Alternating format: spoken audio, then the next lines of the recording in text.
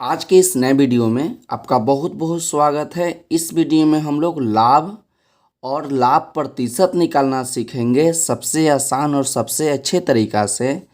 तो यहाँ पर एक प्रश्न लिया गया है कि यदि 500 रुपये की पुस्तक 640 रुपये में बेची जाए तो कितना लाभ होगा एवं कितना लाभ प्रतिशत होगा। तो इस प्रश्न को सॉल्व करने से पहले हम आपको कुछ बात बताते हैं। मेरी बात को अच्छी तरीक़ा से सुनिएगा ताकि आपका कोई कन्फ्यूजन ना हो। आप यहाँ पर एक पुस्तक बेच रहे हैं। क्या बेच रहे हैं? पुस्तक बेच रहे हैं।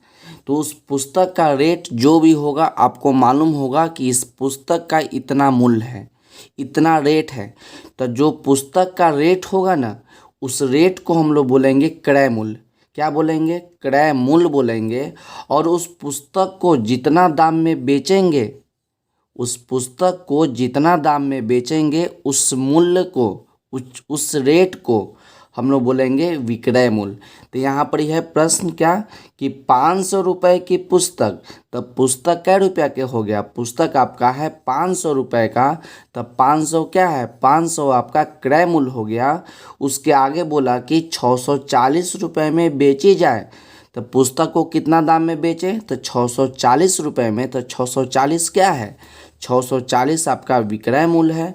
तो आपसे पूछा कि कितना लाभ होगा एवं कितना लाभ प्रतिशत होगा। तो चलिए हम लोग इसको सॉल्व करते हैं। तो 500 रुपये की पुस्तक, तो 500 क्या है? 500 आपका क्रय मूल्य है। तो यहाँ पर हम लिखेंगे क्रय मूल्य।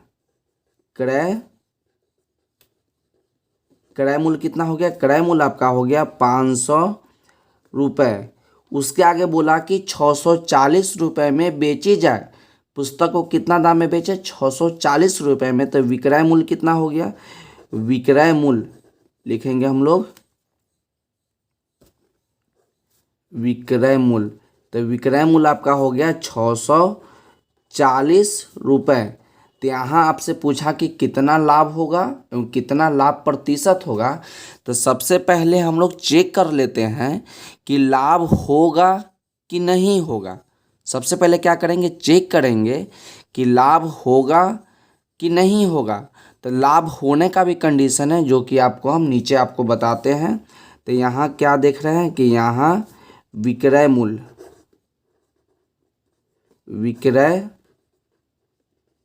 विक्रय मूल्य और इधर लिखेंगे हम लोग क्रय मूल्य। तो विक्रय मूल्य कितना है? विक्रय मूल्य आपका है 640 रुपये। तो यहाँ लिख देते हैं हम लोग 640 रुपये। और क्रय मूल्य आपका है 500 रुपये। तब 500 बड़ा कि 600 बड़ा?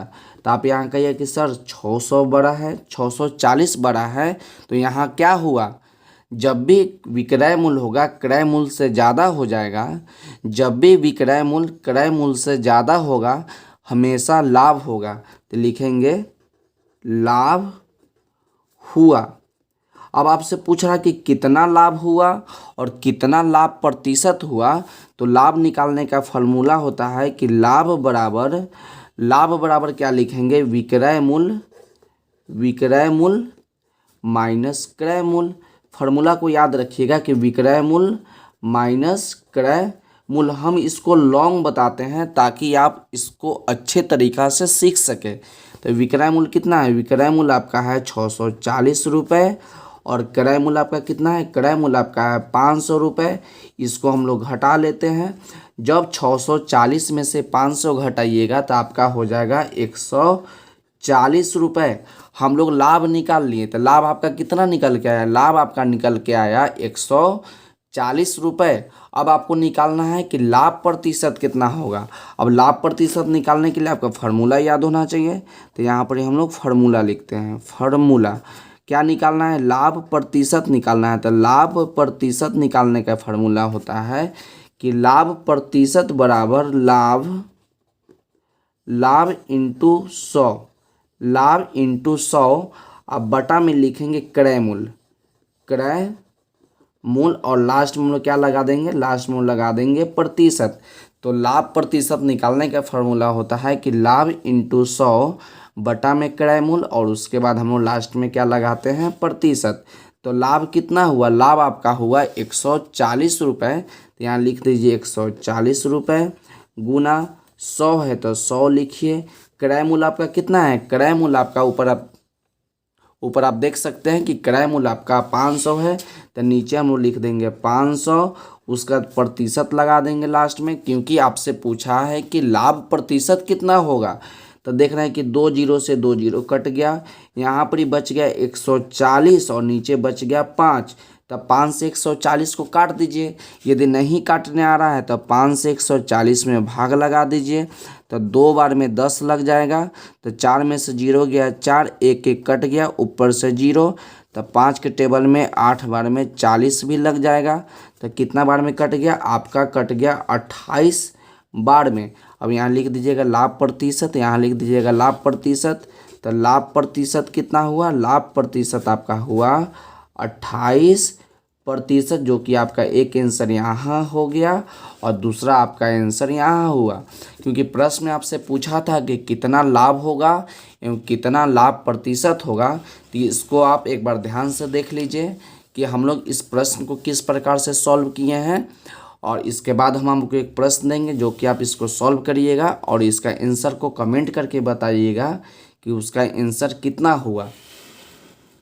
यदि आपका आंसर सही होगा या गलत होगा, जो भी आपका आंसर होगा, तो उसका हम रिप्लाई देंगे कि आपका आंसर सही है या गलत है। तो प्रश्न आपका है कि यदि 100 रुपये का कलम, यदि 100 रुपये का कलम 140 रुपये में बेची जाए तो कितना लाभ होगा एवं कितना लाभ प्रतिशत होगा। तो इस प्रश्न को आप जरूर बनाइए और इसका आंसर को कमेंट करके बताइए कि इसका आंसर कितना होगा। आप कमेंट कीजिएगा आंसर, तो हमें भी पता लगेगा कि आप वीडियो से कुछ सीख रहे हैं, जिसके कारण मैं कुछ नया और नया से नया वीडियो लेकर आऊँगा और आप कुछ नया से नया सीख सकेंगे। तो आज के वीडियो के लिए बस इतना ही, मिलते अगले वीडियो में। तब तक पढ़ते रहिए और बढ़ते रहिए, मिलते अगले वीडियो में।